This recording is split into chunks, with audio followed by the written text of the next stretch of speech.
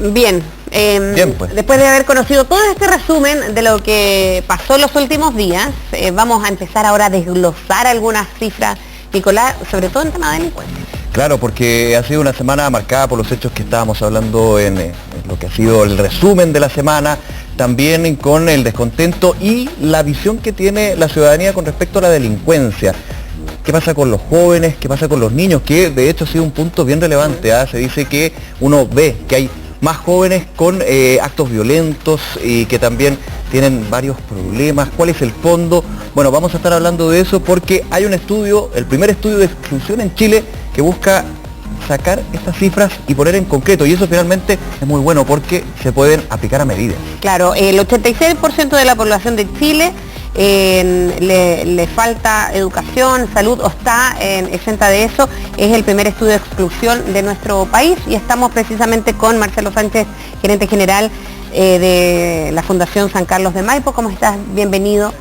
Pero ¿qué tal? ¿Cómo estás? Normalmente cuando uno conoce este tipo de estudio, y lo dice también, uno al conocerlo un poquito más a fondo, solo se preocupa de los efectos que esto causa, pero no de las causas, que era efectivamente la falta de salud, de educación, del contexto en que se vive, y esos son temas de fondo que finalmente a uno se le va de las manos cuando conoce ya los hechos en concreto. Sí, mira, nosotros como Fundación San Carlos de Maipo, en conjunto con Paz Ciudadana y la Unidad de Gendarmería, porque esto que vamos a hablar tiene que ver con la exclusión de las personas que han estado privadas de libertad en comparación a la población en general, y que tiene también que ver con aquellos elementos que hoy día nos hace sentido cuando vemos que las tasas de victimización no disminuyen, y más bien también vemos el recrudecimiento de ciertos delitos. O sea, esto de la sensación de inseguridad no es casual. La sensación de inseguridad es porque efectivamente hay ciertos delitos de mayor gravedad, de mayor connotación,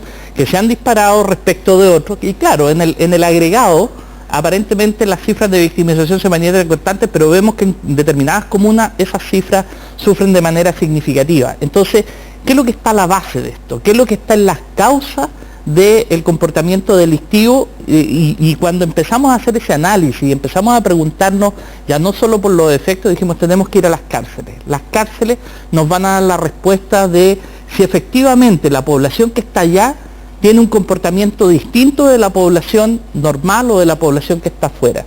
¿Y qué nos llamó primero poderosamente la atención? De que cerca del 90% no tiene completos sus estudios formales. Es un punto clave, siempre se ha hablado de la educación como un elemento diferenciador y también para impedir justamente que los niños y los jóvenes terminen en actos de delito, en el delito mismo. Pitágoras hace más de 2000 años decía, educa bien al niño hoy y no vas a castigar al hombre mañana. Y eso tiene mucho sentido cuando hablamos de que los niveles de falta de acceso formal a la educación de la población penal se encumbran en el 90%, que el analfabetismo se encumbra en el 7%, o sea, cifras que duplican la población normal, pero también el acceso a otro tipo de servicios, por ejemplo, el tema de la salud. Un 30% de la población penal no tenía ningún sistema de salud previo a su condena. Entonces, claro, uno dice, bueno, las condiciones de exclusión social son la causa de la delincuencia. No es así. Hoy día mucha gente vive en situación de exclusión social y no es delincuente. Pero es un factor de riesgo que influye cuando tú te encuentras con conductas criminológicas derivadas a lo mejor de modelos conductuales equivocados. 1 de cada 4 personas que están en la cárcel tuvieron un padre en la cárcel, un padre o una madre en la cárcel. 1 de cada 2 tuvieron a alguien cercano en la cárcel. Entonces, las cifras nos dicen algo, nos dicen que en la familia hay un problema, nos dicen que hay factores de riesgo, pero también nos dicen que en el entorno hay situaciones complejas. Quería apuntar a lo primero, tú hablabas de la educación, de la salud. Uno podría deducir que un factor, entre los otros que vamos a estar conversando, es de alguna manera no tener las oportunidades que otros tienen. Y eso puede ser también un catalizador de llegar a cometer actos delictuales, el no tener esa oportunidad, y de alguna manera tener rabia porque la sociedad no me deja otra que llegar a ser un delincuente. O es una situación normal, a lo mejor no de rabia, una situación de normalidad para ellos. No, las conductas antisociales están a la base de los delitos, y las conductas antisociales se configuran desde los modelos parentales por un lado, desde las condiciones de riesgo por el otro, y desde evidentemente las necesidades criminológicas que tenga el individuo. Ahora, efectivamente, cuando yo junto esas tres variables, tengo el comportamiento criminal. Y el comportamiento criminal, evidentemente, entonces también tiene que tener una respuesta multisistémica. Tenemos que preocuparnos de las condiciones que generan exclusión, tenemos que preocuparnos de las condiciones en las familias para que no se reproduzcan esos comportamientos, y tenemos que preocuparnos también de las condiciones de entorno. El 60% de los internos que estaban en este estudio, nosotros entrevistamos a más de 2.000 internos, de 9 penales distintos, el 60% venía de entornos donde se vendía droga. El 60% también tenía entornos donde había violencia. Más del 50%, cerca del 50%, perdón, participaba en pandillas. Hace un par de años atrás nosotros preguntábamos a las policías o preguntábamos a distintos actores si estaba el fenómeno de las pandillas, las policías nos decían que no. El 50% ya en la cárcel está diciendo, sí, yo participé de una pandilla. Entonces, cuando vemos estos delitos violentos durante esta última semana, por ejemplo, y pensamos que son delitos comunes y corrientes, cuando se trata como la delincuencia común, que uno dice, mira, esto es un hurto, un robo y con intimidación, etcétera, etcétera, no es crimen organizado. No, el crimen organizado ya hoy día está llegando también a la delincuencia común. Las pandillas hoy día se están tomando violentamente los barrios. ¿Pero eso es porque cambió el concepto de crimen organizado? ¿O de alguna manera se va masificando? Se va masificando, se van generando modelos. El narcotráfico penetró en algunos barrios, hizo su defensa territorial, y a partir de esa defensa territorial también la violencia, el no reconocimiento en los jóvenes, el no generar cambio social respecto de ello, lo va haciendo de que empiecen a agruparse y empiecen a generar este fenómeno de las pandillas. Fíjense en los dos últimos hechos que hemos tenido. No obedece a una estructura criminal organizada como la de los narcos, pero sí obedece a un comportamiento de grupo, donde hay especialización, donde hay... Entonces, ¿qué es lo que empieza a notarse? Mucha más violencia, ojo.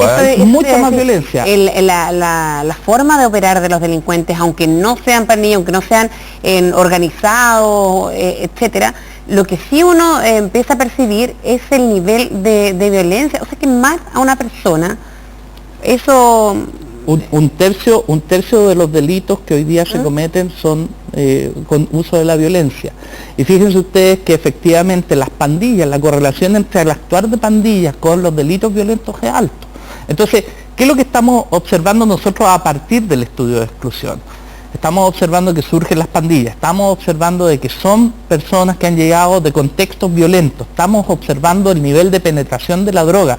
58% de los internos que nosotros entrevistamos tenían consumo problemático de marihuana, 26 tenían consumo problemático de cocaína, es decir, tasas que son 5 o 10 veces la tasa de la población. Entonces, lo que nos está diciendo, ojo con lo que está pasando con la droga, ojo con lo que está pasando con las pandillas, con la violencia de mujeres. Generalmente uno denota y dice, bueno, la cárcel es un sitio donde se reproduce la violencia, etcétera.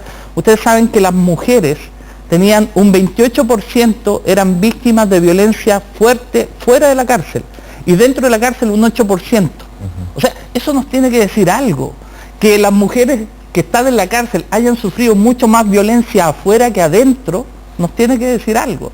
Entonces, a lo que voy con esto es que cuando nosotros hablamos de delincuencia tenemos que mirar todo el sistema, tenemos que mirar si realmente lo que estamos haciendo de reinserción sirve. No podemos tener un sistema penitenciario... Marcelo, ¿y a tu juicio está funcionando la reinserción? Porque uno, más allá de las cifras, ve los hechos, ve también el descontento, ve el panorama general y parece que ha sido un fracaso. Mira, en materia de reinserción, si tú miras el sistema intrapenitenciario, tenemos reincidencias del orden del 60%. En este mismo estudio teníamos la reincidencia promedio de 3 veces. 3 veces habían entrado y salido. Tenemos más del 70% de internos que habían reincidido.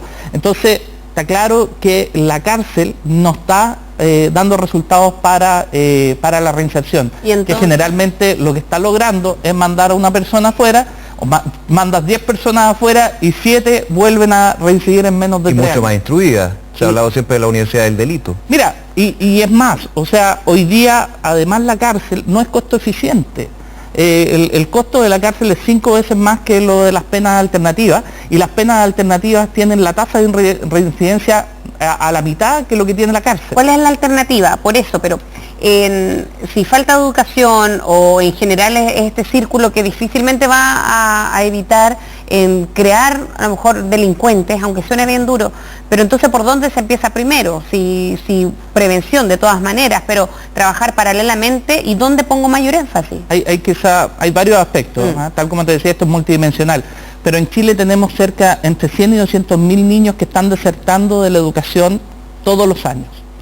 En Chile tenemos una tasa creciente de consumo problemático de marihuana y de otras drogas duras en niños de 12 ¿Vamos a la a 18 deserción años. escolar? Para tratar, Sí. ya, ¿cómo entender eso? ¿Cómo se evita la deserción escolar? Porque se han intentado ya en la educación superior casi siempre de evitar la deserción. Sí. Pero Mira, ¿cómo se evita más pequeños? nosotros- Cuando los papás tampoco están tan involucrados en la educación de los niños.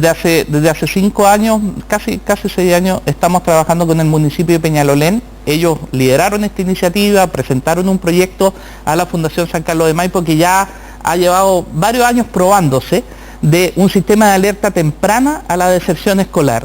¿Y qué es lo que ha permitido? Que reduzcamos un 37% promedio la deserción escolar y que los niños vuelvan y se queden en un 80 o 90% de manera estable asistiendo a los colegios. Tener dispositivos de alerta temprana permiten, por un lado, activar las redes de infancia, trabajar con los papás, trabajar con los colegios para que los niños refuercen las condiciones con las que se quedan en eso.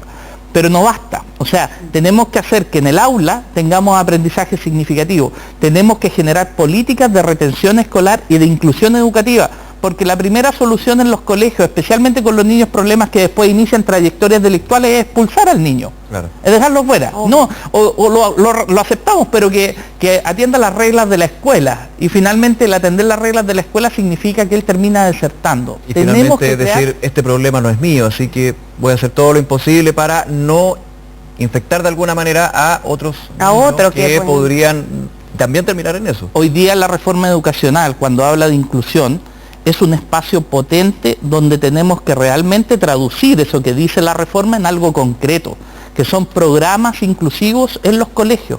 Estamos en medio de la elaboración del presupuesto exploratorio para el próximo año. Yo invito a las autoridades que hoy día, que estamos hablando de delincuencia, tengamos la película completa. Pensemos que la reinserción parte reduciendo las condiciones de exclusión. Pensemos que tenemos que hacer algo por esos 100 o 200 mil niños que van a desertar. Incorporemos sistemas de alerta temprana a la deserción escolar. Hagámoslo masivo. Preocupémonos de generar programas de inclusión educativa. Mejoremos los aprendizajes en los colegios. Evitemos que los niños entren en contacto con la droga de manera temprana. Connotemos, hoy día se está discutiendo desde despenalizar el autocultivo, etcétera, y más allá de la discusión de fondo que puede ser bueno o malo, aquí hay un costo que se va a tener que asumir y que tiene que ver con el mayor consumo de los niños entre 12 y 18 años. ¿Qué estamos haciendo para dar cobertura a ese tipo de situaciones? ¿Qué estamos haciendo para dar cobertura a los niños y a los jóvenes y a los adolescentes que empiezan en los consumos problemáticos? Marcelo, en ese punto me gustaría tener tu opinión, con tu experiencia y también con los datos que nos contabas de este estudio. ¿Cómo ha funcionado el Sename? Porque se le critica mucho cuando vemos casos de niños, bueno, el que siempre sale a la luz es el del Cizarro, Sí, claro. donde va, vuelve y cada día uno nota a un delincuente en potencia, y ya más que en potencia, consolidado. Por poner un ejemplo, obviamente hay muchos. La labor del Sename está siendo efectiva en términos de prevenir un futuro delictual. En los casos, porque evidentemente hay que dividir el Sename en aquellos que son cercanos, pueden ser cercanos a la delincuencia, y otros que van por otros temas. Yo creo que tratar de decir que el Sename tiene toda esta tarea es ponerle un techo a algo que no tiene columna. ¿Puede ser el problema eso? El Sename con los pocos recursos que tiene, con la tarea asignada que tiene, está haciendo una labor que es muy necesaria. ¿Ah? Pero, por ejemplo, el tener un sistema de internación de residencias, donde efectivamente, y ya lo hemos visto, y esto lo estamos hablando ya desde antes incluso de que los niños inicien trayectorias delictuales, el que no puedan vivir en familia, ellos se hacen cargo de situaciones de protección, de cautelación de graves vulneraciones de derechos que tienen los niños, y han hecho todo un trabajo para ir de a poco integrando estos conceptos a la sociedad. Están avanzando hacia lo preventivo, están tratando de fortalecer la OPD, etcétera, pero no basta. O sea, pensar que esta tarea tan grande como es la reinserción, que el trabajo sistémico que tiene que haber con estos niños que inician trayectorias delictuales debe caber en manos del Sename, es una ilusión falsa. Y la reforma... Sí. Sí, perdón. Termina eso, sí, termina ese punto. No, es que quería enfocar un poco más eso. Entonces el problema va más bien porque el Estado le echa toda la responsabilidad al Sename. El Estado, si pretende lograr la rehabilitación de niños con estas trayectorias, con los instrumentos que hoy día está el Sename, y no considerar todo lo que significa la red de apoyo global, o sea, desde el tratamiento de drogas, desde el trabajo con las familias, desde el tema preventivo, desde el tema de educación, es absolutamente ineficiente si es que no se mira esta perspectiva de manera sistémica y global. Hoy día viene una ley, o sea, viene un proyecto de ley en agosto comprometido por el Consejo de la Infancia, que es la Ley de Protección Integral o la Ley de Garantía de Derechos de la Infancia. Yo quisiera ver cómo estamos mirando esto de manera sistémica, articulada y global, con educación, con salud, con vivienda, con los municipios, etcétera, para garantizar esos derechos. Por eso yo te iba a preguntar si la reforma educacional, por ejemplo, claro, puede incidir en varios factores, pero si es bien integral, es un proyecto bien integral y tenemos una familia muy poco comprometida, incluso padres en la cárcel, entonces ahí ¿es el Estado el que tiene que hacerse cargo? El Estado tiene que proveer toda la infraestructura básica para que la sociedad, para que la organización, para que las mismas familias determinen y puedan trabajar en conjunto en los mecanismos preventivos que reduzcan esos factores de riesgo. Cuando no hay familia, el Estado también debe proveer las alternativas, ya sea con las familias extensas, las familias, las familias adoptivas, familias de acogida, con el modelo educativo, mucho más intensivo para reparar esas negligencias o esas ausencias. Por eso que el Sename cumple una función potente y necesaria, pero no podemos exigirle que sea el sostén de toda una política pública de prevención y de protección. El Sename tiene un rol que es súper claro, pero tenemos que avanzar en fortalecer las redes preventivas y la articulación que el Estado tiene como sistema para fortalecer el desarrollo de la familia. Fíjate que de los chicos que tuvieron trayectorias delictuales del Sename, la principal razón de desistimiento de sus trayectorias es volver a vivir con sus papás, con sus dos papás. Entonces, cuando tú ves que un 70% de ellos desiste de sus trayectorias delictivas por vivir en familia, ahí es donde tenemos que empezar a mirar y cómo hacemos el foco para fortalecer habilidades parentales, para trabajar con aquellas familias que han sido declaradas negligentes en algún minuto y promover la reunificación familiar. Si nosotros logramos esa reunificación familiar, esos niños tarde o temprano van a disminuir esa trayectoria delictiva, pero tenemos que hacernos cargo y fortalecer ese rol de familia con habilidades parentales. Bien, Marcelo, te queremos agradecer por haber estado con nosotros. Muchas gracias, Marcela. Que estés muy bien.